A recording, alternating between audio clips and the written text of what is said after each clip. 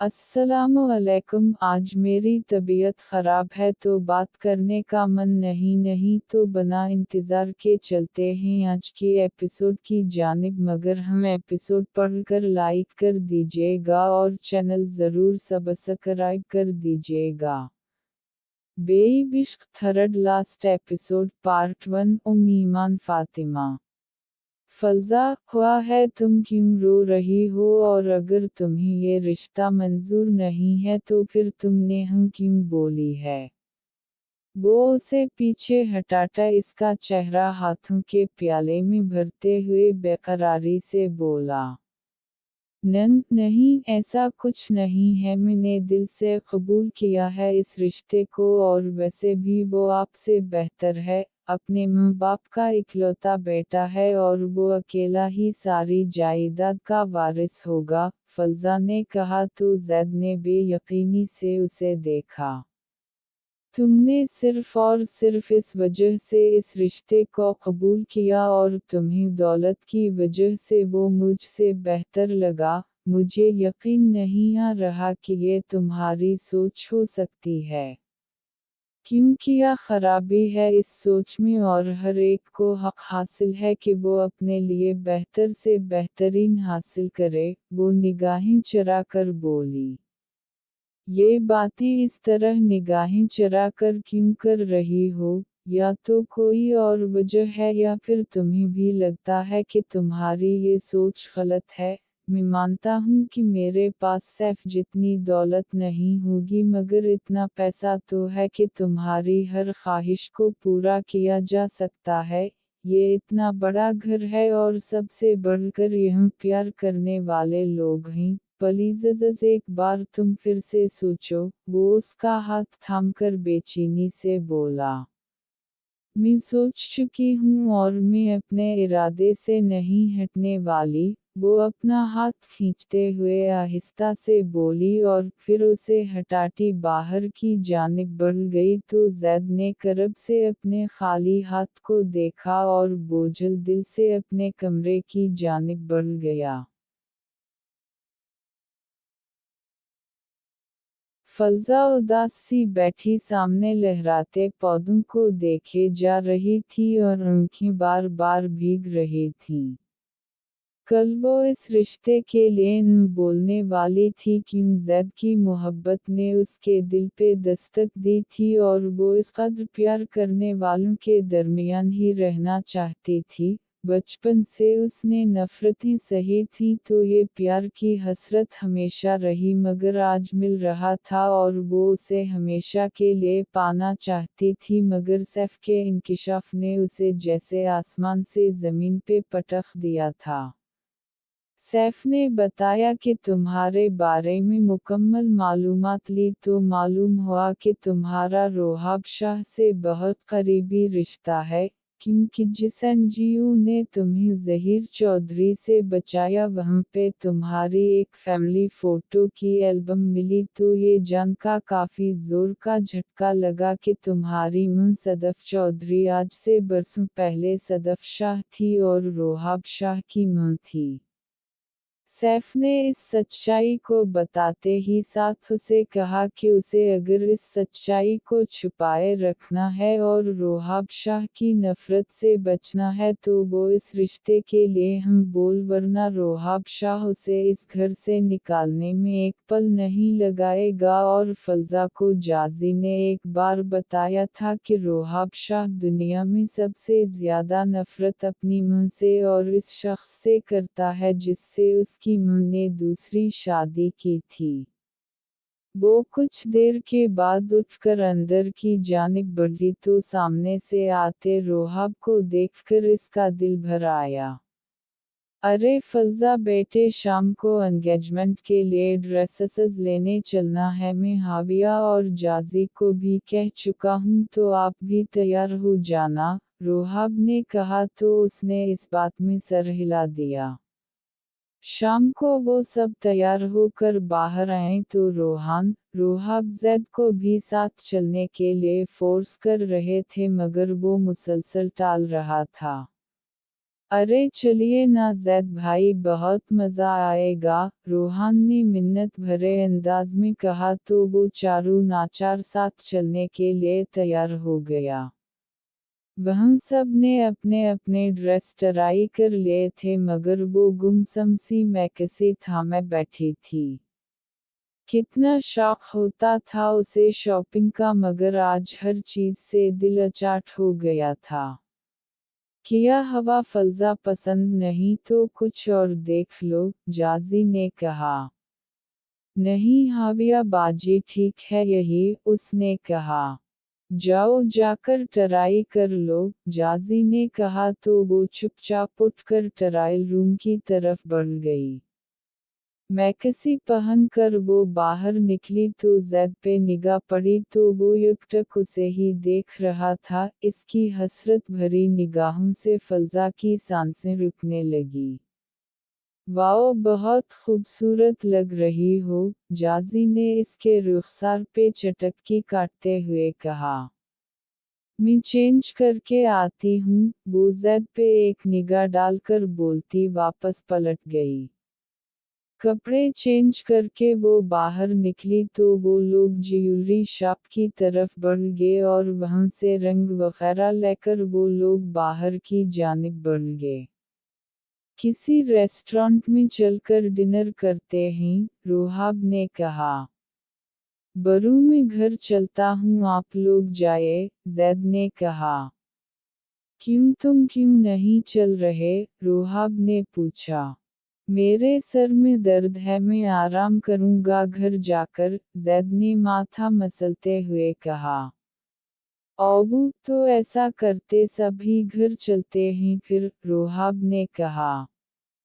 फिर वो लोग घर के लिए निकल गए।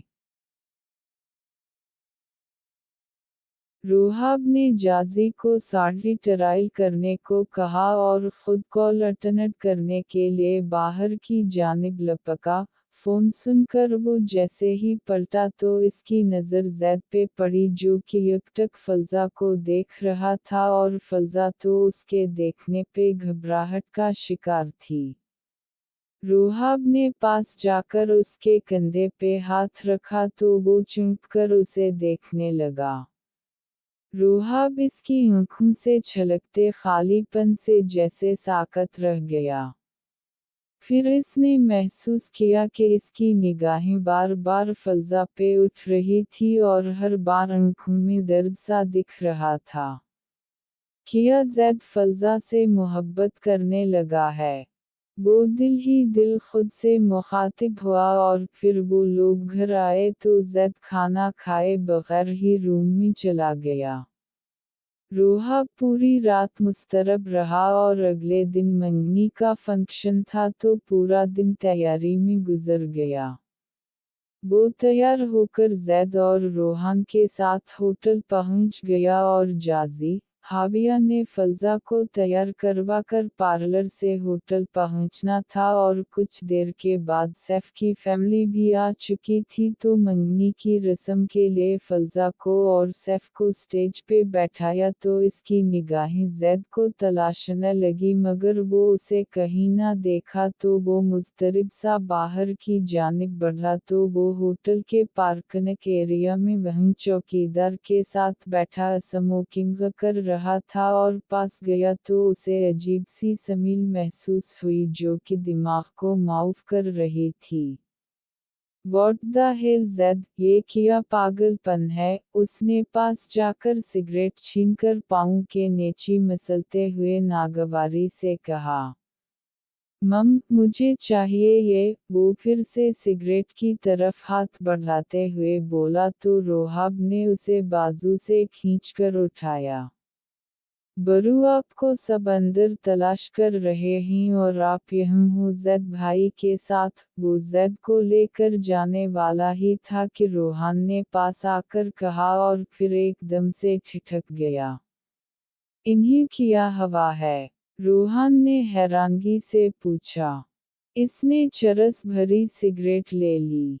वॉट किया वाकई, रोहान इसकी बात पे चलाया।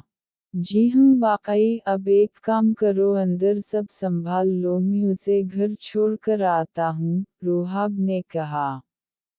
मैं कैसे संभालूंगा सब कुछ बरू, रोहान घबरा कर बोला। तुम संभाल सकते हो, मुझे यकीन है, वो इसके कंधे पे हाथ रख कर बोला तो वो सर इस बात में हिलाकर वापस पलट गया। रोहाब बामशक्ल जैद को गाड़ी तक लाया क्योंकि नशे से उसका वजूद कांप रहा था। रोहाब ने उसे फ्रंट सीट पे बैठाया और फिर आंधी तूफान की तरह गाड़ी उड़ाता घर लेकर पहुंचा और गार्ड ने जैद को उठाकर कमरे तक छोड़ा।